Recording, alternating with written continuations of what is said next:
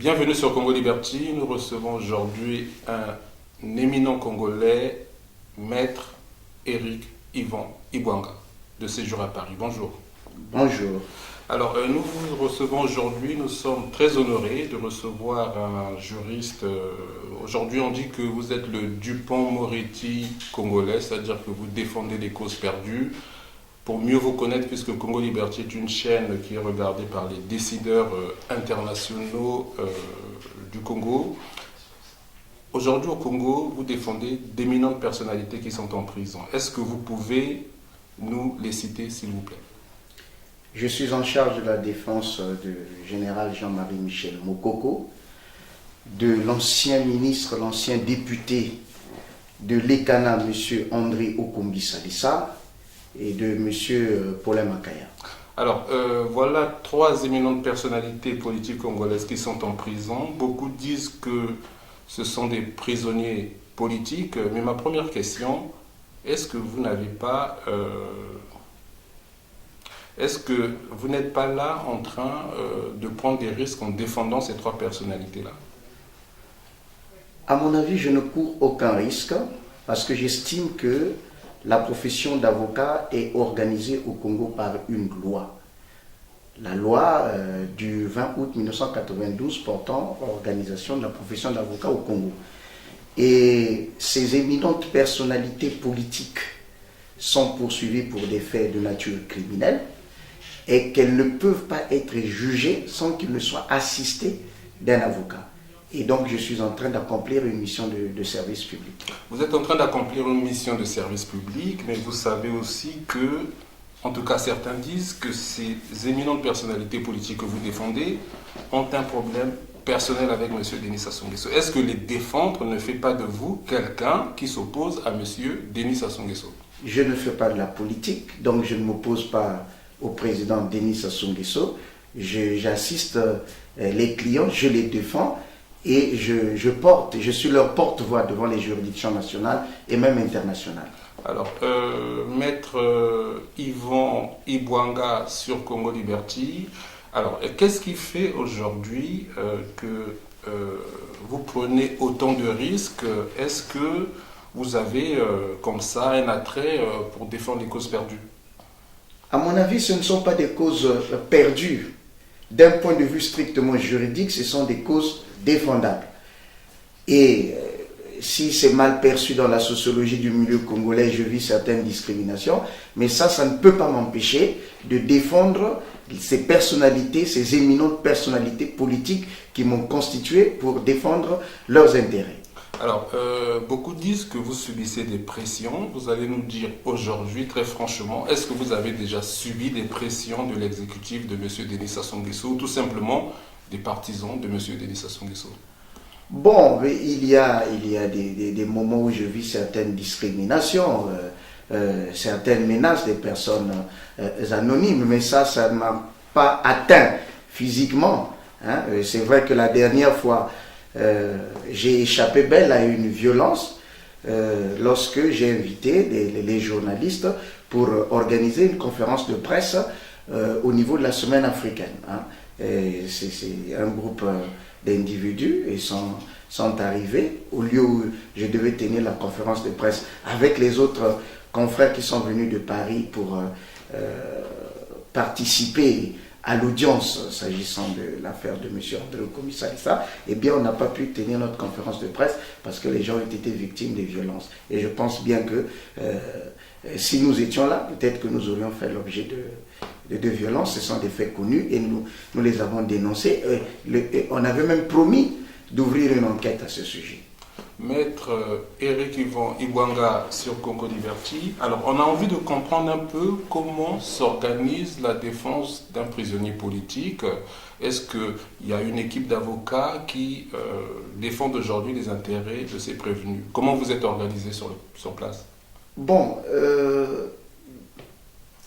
s'agissant du général Jean-Marie Michel Mokoko, sur la place de Brazzaville, donc au barreau de Brazzaville, le général Mokoko a constitué 4 cabinets d'avocats. Le premier cabinet est le plus ancien, le cabinet Brudé Andia Nielenga Loko. Le deuxième cabinet, le cabinet Ludovic Essou. Le troisième cabinet, le cabinet de Jean-Philippe Esso. Le quatrième cabinet, c'est le plus jeune, donc le cabinet Ibouanga que je suis. Donc, il y a eu une coordination. Il y a eu une coordination entre ces 4 avocats appartenant au barreau de Brazzaville et ceux de l'étranger, donc notre consoeur Jessica Finel et Arnaud Olivier. Et donc, nous travaillons en synergie, il y a eu une coordination, et avant de prendre position, nous nous assurons que les points sur lesquels nous nous appuyons sont juridiquement fondés et factuellement également fondés. Voilà.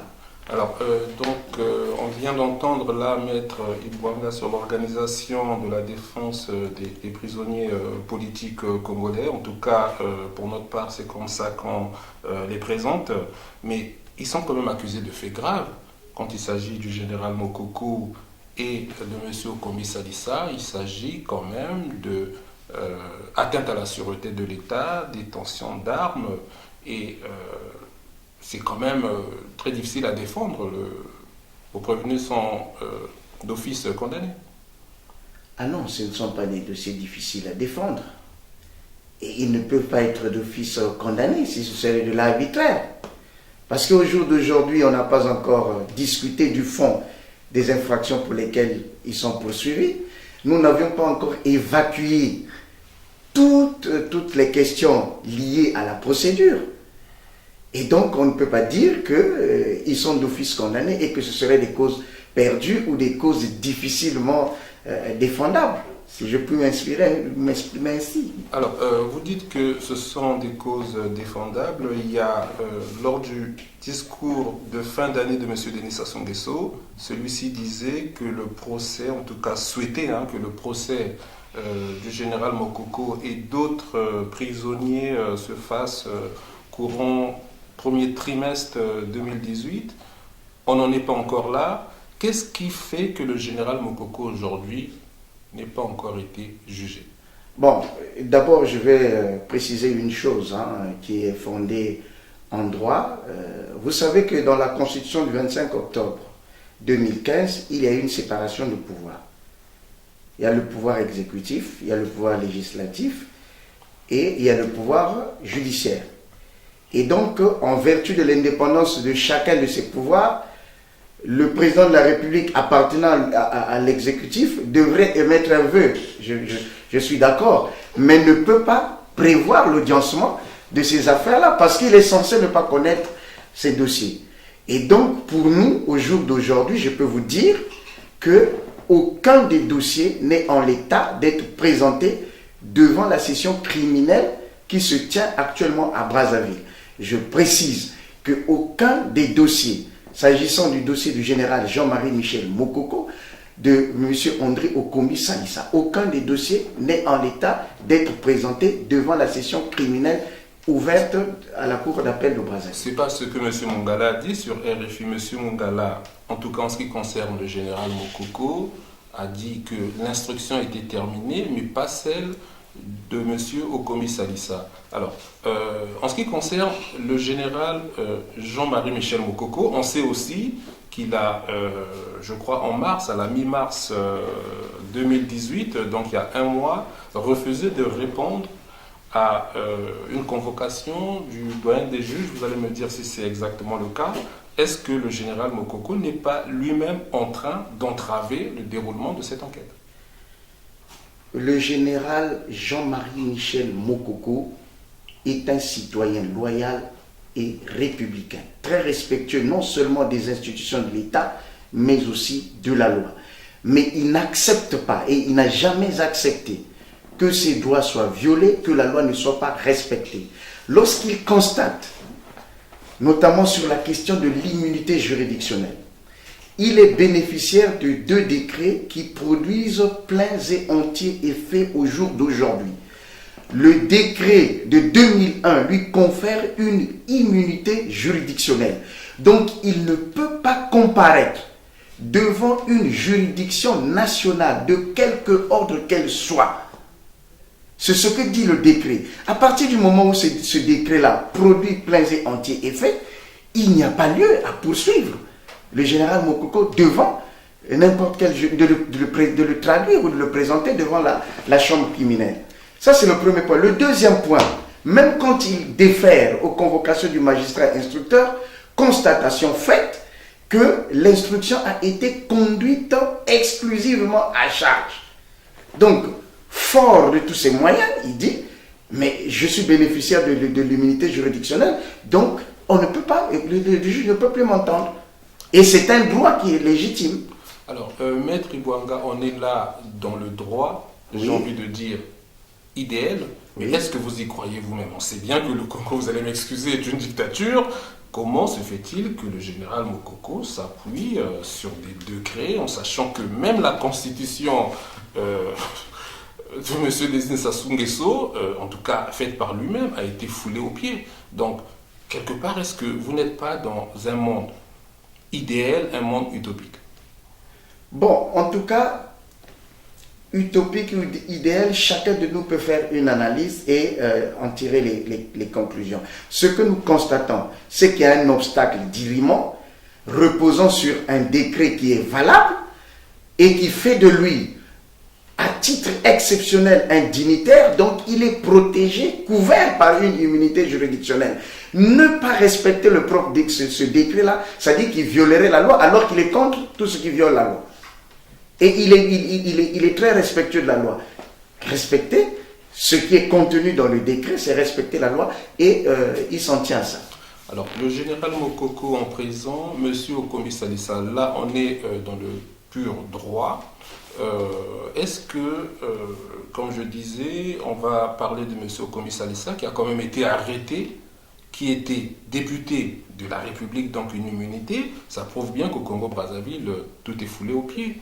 Est-ce que le général Mokoko, par exemple, ne peut pas avoir une autre stratégie que de crier son immunité? Non, il ne crée pas l'immunité. Il est bénéficiaire, il n'a jamais sollicité cette immunité. C'est par rapport à tout ce qu'il a fait pour le pays, par rapport au service rendu à la nation. Et il lui a été notifié le décret l'élevant dignitaire à titre exceptionnel et subséquemment lui confère une immunité juridictionnelle. Il ne peut pas ne pas s'en prévaloir. Certains disent que les avocats du général Mokoko, de Okomi Salissa, en particulier du général Mokoko, puisque vous en êtes un, sont des faire-valoir juridiques du pouvoir de M. Denis Sassou Nguesso. Je m'explique. Pour m'appuyer sur les propos du général Mokoko dans le courrier qu'il a adressé le 18 mars 2018 au doyen des juges en disant qu'aucun juge ne pourrait faire correctement son travail, qu'on était dans une espèce de parodie de justice. Une fois qu'on a dit ça, est-ce que ces avocats ont toujours le droit d'exister? Est-ce que quelque part, sans mettre en cause les compétences qui sont les vôtres, votre rôle finalement n'est pas qu'un prétexte pour le pouvoir qui justifie le fait qu'on est dans un état de droit? En tout cas, je ne suis pas un avocat. En ce qui me concerne, je ne suis pas un avocat collabo et je ne le serai jamais parce que je n'ai pas prêté serment pour être faire valoir ou participer aux parodies de justice. Nous avons plusieurs méthodes de défense. Lorsque la loi ou les intérêts du client sont violés de manière délibérée, eh bien, nous avons le choix d'opter pour une défense de rupture.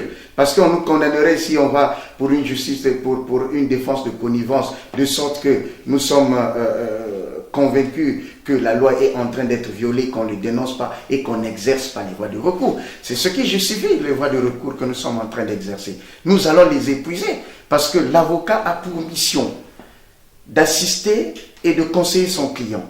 Et c'est ce que nous sommes en train de faire. Lorsque nous constatons que les droits ou la loi n'est pas respectée, s'agissant du général Jean-Marie Michel Mokoko, nous allons épuiser tous les recours.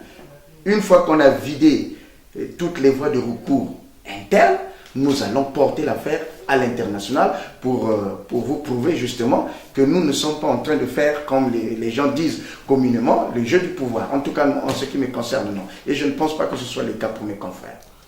Maître Yvan Ibouanga sur Congo Liberty, comme vous savez, nous sommes aujourd'hui dans une émission, j'ai pas envie de dire assez technique, mais on essaie de faire en sorte que les Congolais comprennent toutes les procédures judiciaires qui sont en cours concernant les prisonniers politiques congolais qui sont nombreux. Effectivement, on parle de Paul Makaya, de Kombi Salissa, de Jean-Marie Michel Mokoko, qui sont là les trois prisonniers les plus illustres, mais on pourrait en citer d'autres comme Bongo Ngoka et tous ces anonymes qui sont encore en prison au Congo-Brazzaville. On va continuer à parler du général Mokoko. On a appris qu'il était dans une cellule, en tout cas c'est plus qu'une cellule, puisqu'elle aurait 80 mètres carrés, qu'il aurait la climatisation. Ça contredit un peu tout ce qu'on a entendu ici et là, disant que le général Mokoko n'avait droit ni à rencontrer sa famille, qui n'avait pas de fenêtre. Est-ce que vous confirmez que le pouvoir de Brazzaville prend bien soin du général Mokoko avec une cellule climatisée? La cellule de Jean-Marie Michel Mokoko n'est pas... La cellule du général Jean-Marie Michel Mokoko n'est pas climatisée. Il est enfermé 24 heures sur 24. Il ne voit pas la lumière du jour. Il voit la lumière du jour qu'occasionnellement, lorsque ceux qui lui apportent à manger lui apportent à manger, et lorsqu'il reçoit la visite de ses avocats que nous sommes. Et je puis vous le dire que lorsque nous allons lui rendre visite, il nous reçoit dans sa cellule. Dans sa cellule, mais sa cellule n'est pas climatisée, ce n'est pas une suite, il n'y a pas de chambre-salon comme il a été présenté ou décrit. Moi, j'entre au moins 2 fois dans la semaine dans la cellule du général Jean-Marie Michel Mokoko. Je peux vous le confirmer que ce n'est pas une cellule qui est climatisée. D'abord, par ailleurs, je vous informe que les murs sont absolument sales. Absolument, les murs sont sales. On dit qu'il y a eu des travaux. On dit qu'il y a eu des travaux. Les murs ne sont pas peints et je défie quiconque d'aller faire, de produire les photographies des murs de la cellule. Parce que moi, je fréquente la cellule et c'est connu le régisseur de la maison d'arrêt. Alors, dans quel état d'esprit est le général Mokoko? En tout cas, vous avez le privilège de le rencontrer au moins 1 ou 2 fois par semaine. Dans quel état d'esprit il est? Est-ce que c'est un homme découragé, abattu finalement, ou si ça reste quelqu'un de combatif? Qu'est-ce qui fait qu'il tienne encore en prison? Parce que c'est quand même dur la prison. C'est absolument dur, c'est drastique. Dur. Il a un moral en acier, c'est un homme exceptionnel, un moral en acier qui ne se plaint pas. Il s'est plaint qu'une seule fois lorsqu'il avait la rage là-dedans. Il s'est plaint une fois. C'est un homme combatif et qui pense qu'il n'a pas préjudicié aux intérêts de l'État congolais et qui pense que justice doit être faite. Mais vous voyez que devant toutes les violations de ses droits en tant que détenu, parce que les détenus des maisons d'arrêt de la République sont régis par un règlement intérieur du 15 septembre 2011. Et dans ce règlement intérieur, on a des articles qui précisent les droits de détenus, notamment la communication avec ses parents. La communication entendue par là, le téléphone. Donc vous pouvez communiquer en présence d'un surveillant de la maison d'arrêt. Or, il se trouve que depuis le 16 juin 2016, date à laquelle il a été placé en détention préventive, qui au jour d'aujourd'hui devient arbitraire, parce que les délais sont passés. Donc le délai a expiré. Et il a demandé que ce droit en tant que détenu soit respecté. Il n'a jamais communiqué avec son épouse qui est à l'étranger, avec ses enfants. Il s'est même proposé d'acheter un téléphone qui devait être gardé au niveau du régisseur de la maison d'arrêt, que chaque fois qu'il veut entrer en communication avec sa femme et ses enfants, qu'on lui donne le téléphone, qu'il téléphone en présence d'un des agents de l'administration pénitentiaire, comme il est prescrit dans le règlement intérieur qui régit la maison d'arrêt. Mais ce droit-là lui a été refusé. Et je peux vous apprendre que sa mère est encore vivante, qui a à peu près 90 ans, 91 ans. Depuis que le général Mokoko est en détention préventive à la maison d'arrêt, il n'a jamais rencontré sa mère. Sa mère ne lui a jamais rendu visite. Maître Yvon Ibwanga sur Congo Liberty, on a parlé suffisamment du général Mokoko, mais vous avez d'autres clients, permettez-moi de m'exprimer ainsi, c'est des clients assez particuliers. Il y a quand même une affaire qui fait couler beaucoup de bruit, celle de Paulin Makaya, qui aurait pourvu toute sa peine et qui est encore en prison. Alors sur Paulin Makaya, qu'est-ce qui se passe exactement? Pourquoi est-il encore en prison? Mais le cas de la situation juridico-judiciaire de M. Paulin Makaya devient comme une espèce d'énigme. Personne ne comprend que quelqu'un qui a purgé sa peine au mois de décembre, janvier 2000, le 2 janvier 2018, donc il devait être mis en liberté, il a purgé sa peine. Au moment où nous demandons qu'il soit mis en liberté, eh bien, un mois, il est resté à la maison d'arrêt sans rien. On lui notifie une ordonnance disant qu'il est inculpé pour des faits qui se seraient produits le 29 décembre 2017. Le 29 décembre 2017. Donc, jour pour jour, ça fait une année. On lui notifie l'ordonnance qui l'inculpe et qui le place en détention préventive pour complicité de tentative à l'invasion. Voilà. Comment on a dit? Complicité de tentative à l'invasion. Est-ce qu'il n'est pas normal que cette procédure-là soit faite, puisqu'il est accusé d'avoir organisé une évasion? Il y a quand même eu mort d'homme. Je crois qu'il y a 2 gendarmes qui sont décédés. Est-ce que ça ne justifie pas qu'il reste en prison? Vous savez, dans le corpus législatif congolais, la liberté, c'est le principe. Et la détention préventive est une mesure exceptionnelle.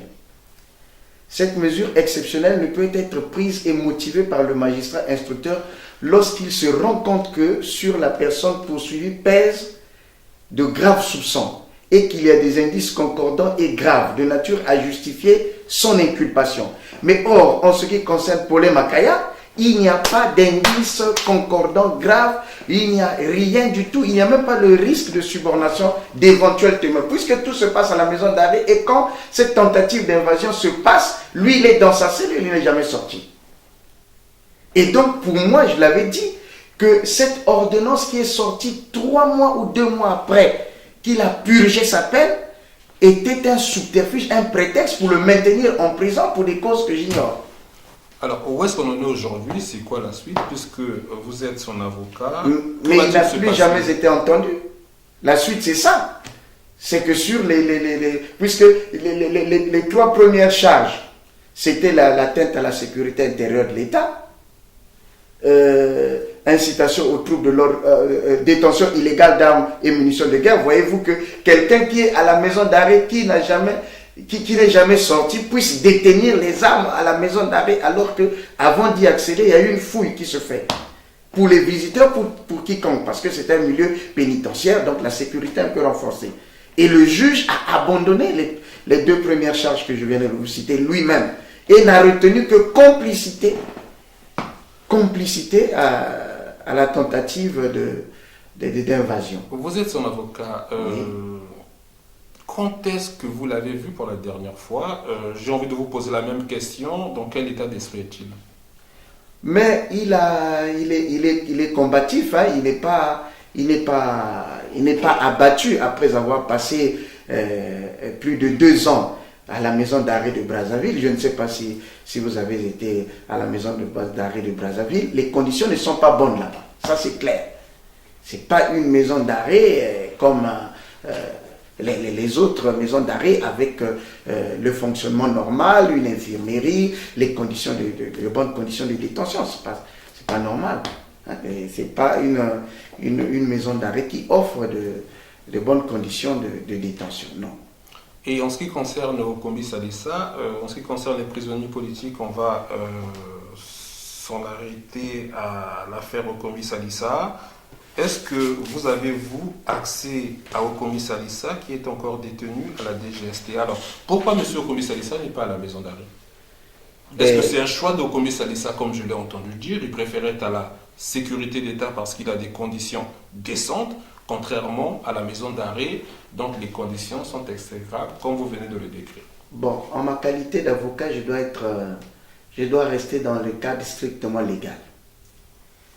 Monsieur André Okombi Salissa a été interpellé, arrêté et placé en garde à vue le 10 janvier 2017, au moment où il est député national et ancien ministre. Et il a été dit qu'il est poursuivi pour avoir commis un crime flagrant. Et 9 jours après son arrestation, après 2 heures d'un débat houleux au niveau de l'Assemblée nationale pour la levée de son immunité, c'est là où il est présenté devant le doyen des juges d'instruction.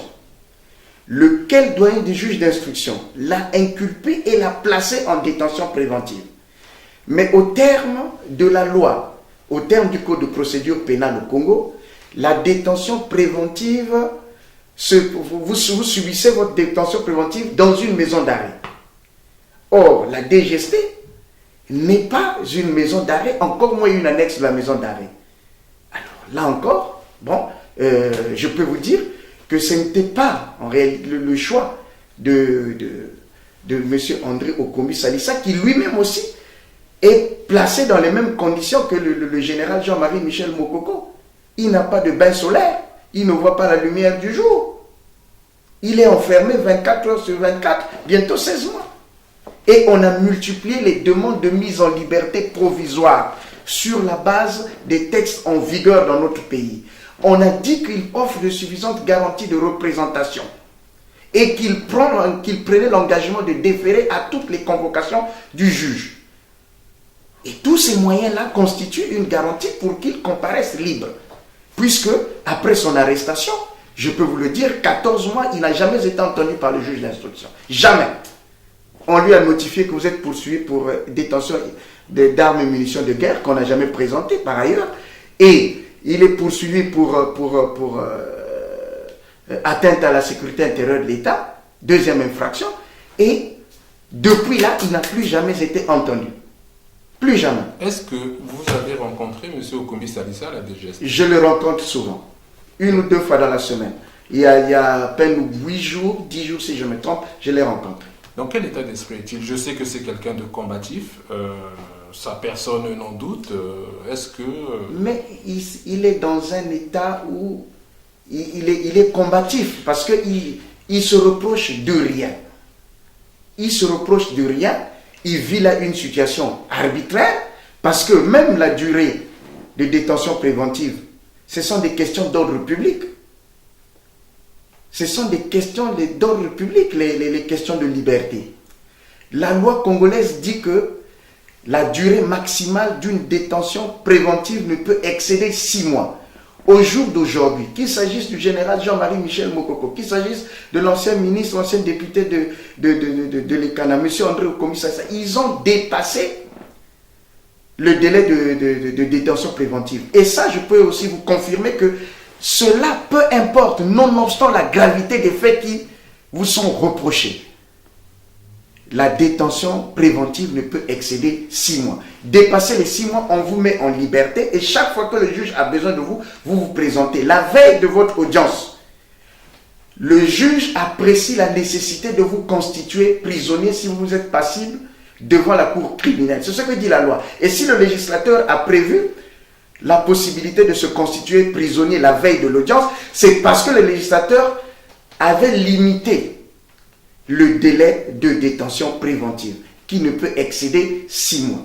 Maître Yvan Ibwanga, vous êtes sur Congo Liberty. On a tout cas, on peut avoir l'impression qu'on est à la faculté de droit de Brazzaville, puisqu'on a un excellent juriste qui est en train de nous expliquer la procédure pénale au Congo-Brazzaville. Au-delà de ces trois personnalités qui sont en prison... Et je veux signaler par ailleurs que s'agissant de monsieur le ministre André Okomi Salissa, vous savez, nous n'avons pas accepté cette arrestation qui pour nous était illégale et arbitraire, l'arrestation. Parce que quand une personne est couverte par une immunité, on ne peut pas l'arrêter avant que cette immunité n'ait été levée.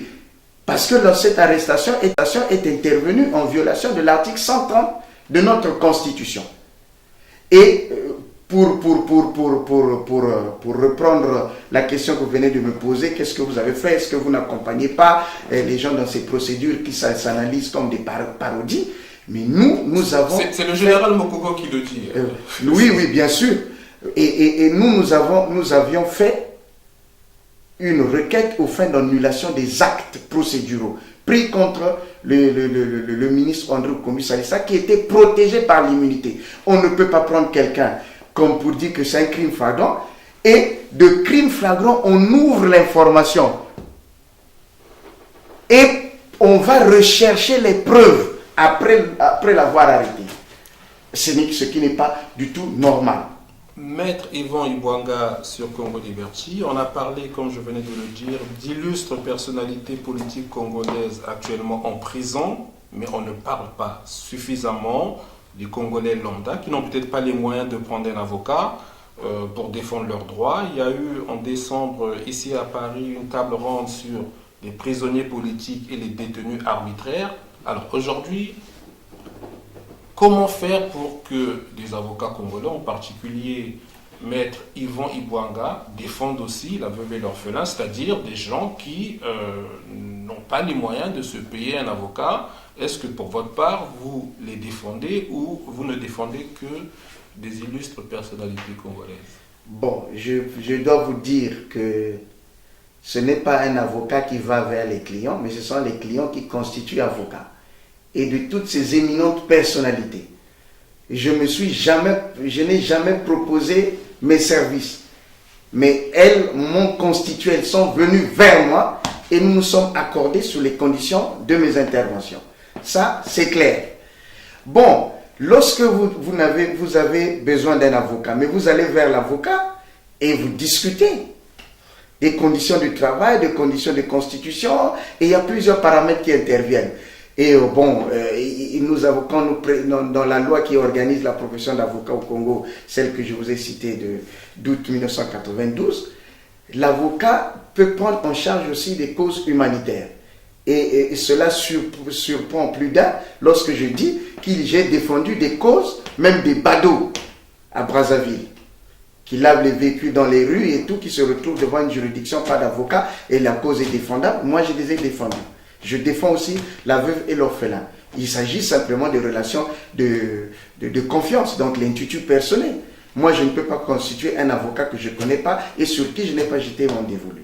Voilà. Maître Yvan Ibwanga sur Congo Liberty, comme vous pouvez le constater, cette interview, en tout cas même pour ma part, est très intéressante parce qu'on apprend beaucoup de choses à travers cet illustre et jeune avocat congolais, preuve que le Congo renferme encore de personnalités brillantes et intelligentes. Mais j'aimerais pour terminer cette interview que vous nous parliez un peu des difficultés des avocats, en tout cas celles qu'elles rencontrent dans les différents barreaux. On a encore vu dernièrement un avocat, je crois que c'est Maître Esso, être arrêté dans son cabinet.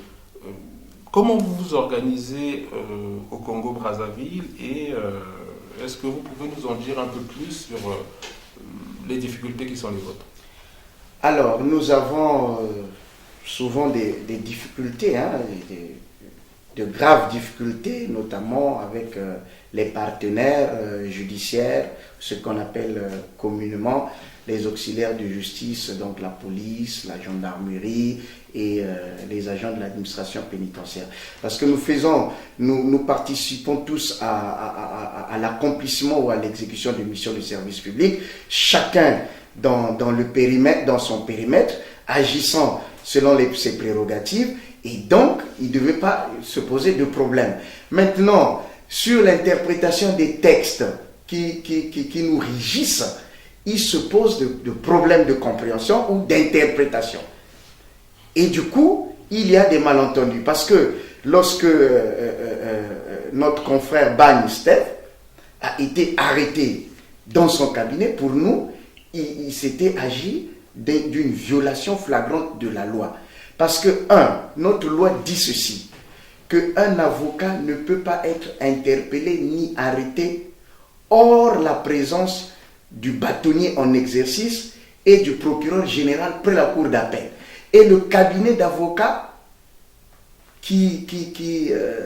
comment je peux appeler, qui est un sanctuaire, ne peut pas être violé. Dans tout le monde entier, le principe de l'inviolabilité du cabinet d'avocats est sacro-saint. Mais lorsque les agents de la sécurité publique se sont introduits dans le cabinet de notre confrère, alors que le procureur général n'était pas présent et le bâtonnier en exercice n'était pas présent, nous avions réagi par des voies qui sont légales. Par des voies qui sont légales, puisque nous estimons être dans une république. Maître Yvon Ibwanga, on va terminer notre interview. Est-ce que vous avez quelque chose à rajouter?